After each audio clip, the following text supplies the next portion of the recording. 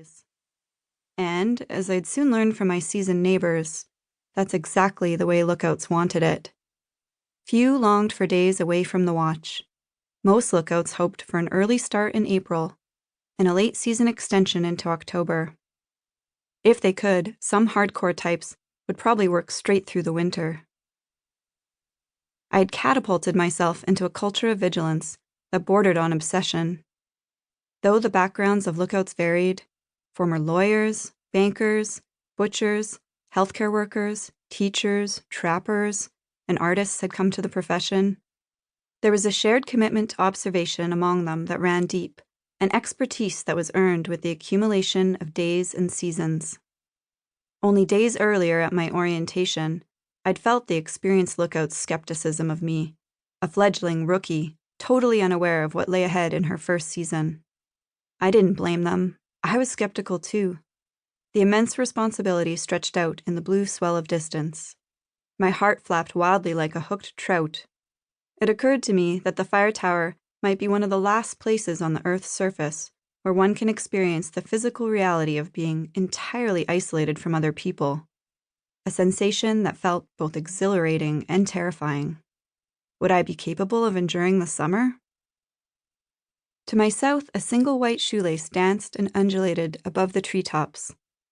I focused my binoculars on the floating ribbon and saw that it was a group or hedge of trumpeter swans. The white-winged migrants were flying home to their breeding ponds in the boreal forests of northwestern Alberta, or as far north as the high Arctic. I'd come home too, to the place where I spent my childhood in the Peace River country, on Treaty 8 lands, traditional territories of the Beaver, Dene, Cree, and Métis peoples. After years away, I'd return to find work and support my fiancé's immigration from Uganda. The lookout job offered a stable, seasonal work opportunity, but the reasons for my return proved more complicated than love and financial security. It would take several years for me to understand what really brought me back to the north, what it means to be a lookout, and how life at the fire tower would change me irrevocably. I grew up in northern Alberta, only a few hundred meters from the banks of the Peace River, a 1,923-kilometer river that originates in the Rocky Mountains of northern British Columbia. Wide and brown, the Peace flows northeast across Alberta to join the Athabasca River and form the Peace-Athabasca Delta.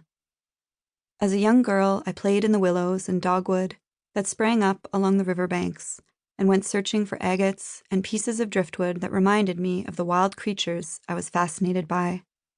Wolves, elk, bears, moose, and caribou.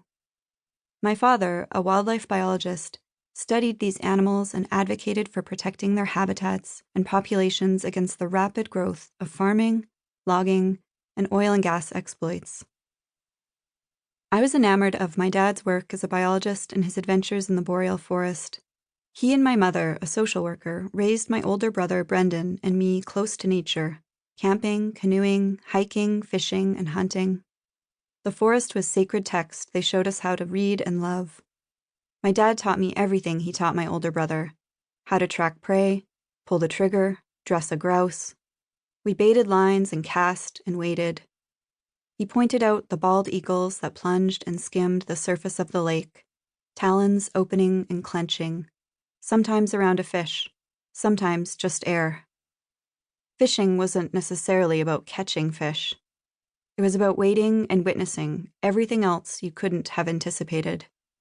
A cow and moose calf emerging from the bush, a lone raven speaking an old language of throat croaks and clicks that sounded of equal parts mischief and grief.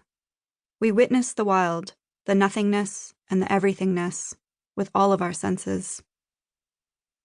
Every winter when snow carpeted the earth, my dad flew in 4-seater Cessna airplanes over the forest, surveying wildlife populations. On his maps, he showed me networks of red fire towers positioned throughout the Boreal. I traced my finger over the towers scattered across the map, counting over 100 of them. During the summers, my dad and his research colleagues often landed on the airstrips adjacent to fire towers to fuel the plane. He remembers being invited in for a cup of coffee by the company-starved souls who staffed the towers. Who were these people? I'd wondered.